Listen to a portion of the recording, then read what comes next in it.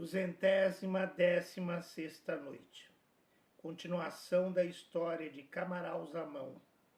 Senhor, disse ela, o príncipe Camaralzaman, acordando ao amanhecer do dia seguinte, olhou para o lado a ver se a senhora que vira aquela noite continuava ainda ali. E vendo que desaparecera, bem me parecia, disse consigo, que era uma surpresa que o rei meu pai queria fazer-me. Estou satisfeito de ter me livrado dela. Acordou o escravo que dormia ainda e apressou-o para que viesse vesti-lo, sem falar de coisa alguma. O escravo trouxe-lhe bacia e água, lavou-o e, tendo feito a sua oração, pegou num livro e leu por algum tempo. Depois desses exercícios ordinários, Camaralzaman chamou o escravo. Vem cá, disse-lhe, e dize-me a verdade. Como vê aqui a senhora que dormiu esta noite comigo e quem a trouxe? Príncipe, respondeu o escravo com grande admiração. De que senhora quereis falar? Da que veio, replicou o príncipe. Ou que trouxeram aqui esta noite e que dormiu comigo. Príncipe, repetiu o escravo, juro-vos que nada sei. Por onde teria vindo esta senhora, visto que me deito à porta? És um mentiroso, replicou o príncipe. Estás também apostado em afligir-me e agastar-me? Proferindo essas palavras, deu-lhe um bofetão que o derrubou por terra. E depois de o ter calçado bastante tempo aos pés, atou-o por baixo dos ombros com a corda do poço, desceu-o e mergulhou algumas vezes na água. Afogar-te-ei, clamou ele, se não me dizes já quem é essa senhora e quem a trouxe.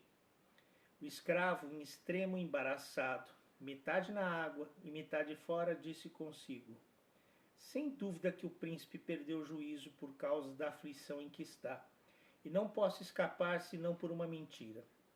Príncipe, disse ele em tom suplicante, concedei-me a vida, prometo dizer-vos tal coisa como é. O príncipe quindou-o e apertou com ele para que falasse. Logo que se achou fora do poço, príncipe, disse-lhe o escravo a tremer, bem vedes que não posso satisfazer-vos no estado em que me encontro. Dai-me tempo de ir mudar de vestido. Eu te concedo, replicou o príncipe, mas vai depressa e toma sentido que não me ocultares a verdade. Saiu o escravo e, depois de ter fechado a porta, correu ao palácio no estado em que se achava. Conversava o rei com o seu primeiro vizir e queixava-se-lhe da má noite que passara por causa da desobediência e do arrebatamento tão criminoso do príncipe e seu filho, opondo-se à sua vontade. Procurava o ministro consolá-lo e dar a entender que o príncipe lhe tinha dado ensejo de o castigar. Senhor, disse-lhe ele, Vossa Majestade não deve arrepender-se de o ter mandado prender. Contanto que tenha paciência de o deixar algum tempo na prisão, deve persuadir-se que abrandará nele esse fogo da mocidade e que finalmente se sujeitará a tudo o que o exigir dele. O grão-vizir acabava de pronunciar essas últimas palavras, quando o escravo se apresentou ao rei Schahzaman. Senhor, disse-lhe, tenho grande pesar de vir anunciar a Vossa Majestade uma nova que não pode ouvir-se senão com grande desgosto. O que o príncipe diz de uma senhora que dormiu esta noite com ele e o estado em que me põe, como Vossa Majestade pode ver, dão bastante conhecer que não está no seu juízo perfeito. Fez depois a relação de tudo que o príncipe Camaralzaman dissera e do excesso com que o tratara, em termos que fizeram acreditar na exatidão de suas palavras. O rei não esperava esse novo motivo de aflição. Eis aí, disse ao seu primeiro-ministro, um incidente dos mais desgostosos, bem diverso da esperança que há pouco me davas. Ide, parti já, vede vós mesmos o que isso é e vinde informar-me. O grão-vizir obedeceu no mesmo instante e, entrando no quarto do príncipe, achou-o assentado e sossegado, lendo um livro.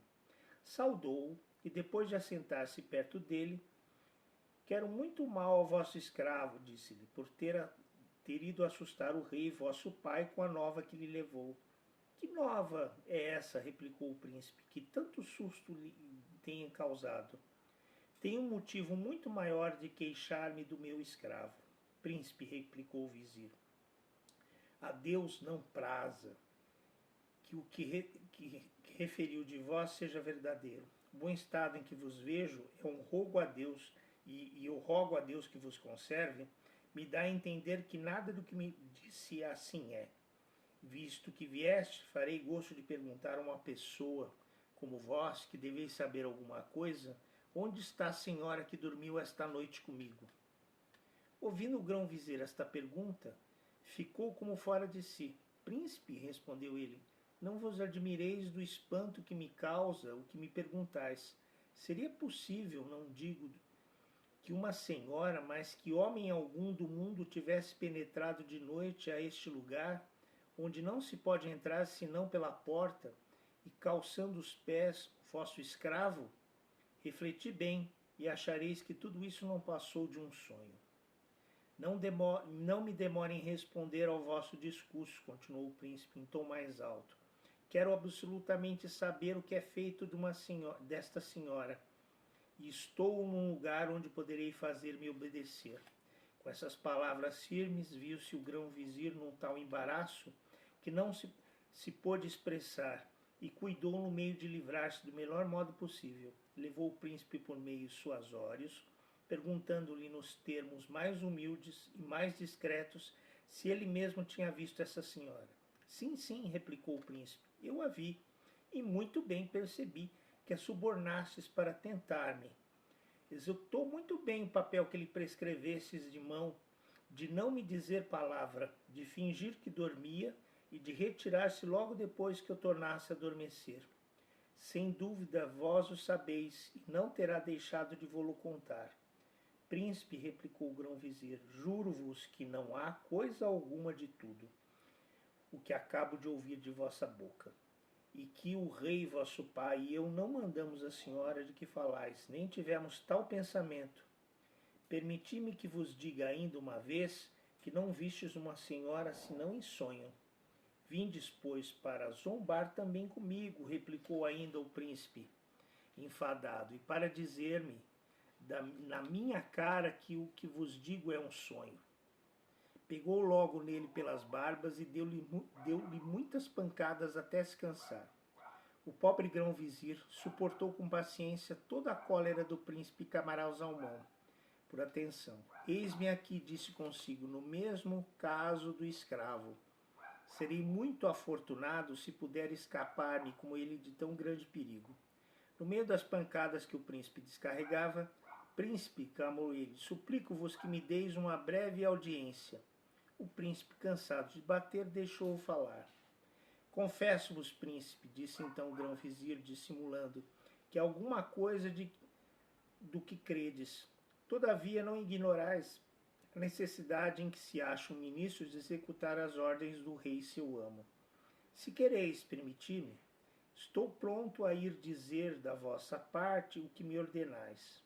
Eu vos-lo permito, disse-lhe o príncipe. Ide e dize-lhe que queria casar com a senhora que me mandou ou trouxe, e que dormiu esta noite comigo.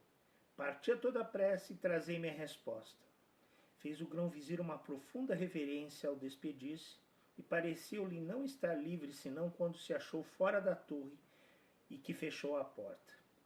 Apresentou-se o grão-vizir ao rei Schahzaman com uma tristeza que o afligiu bastante.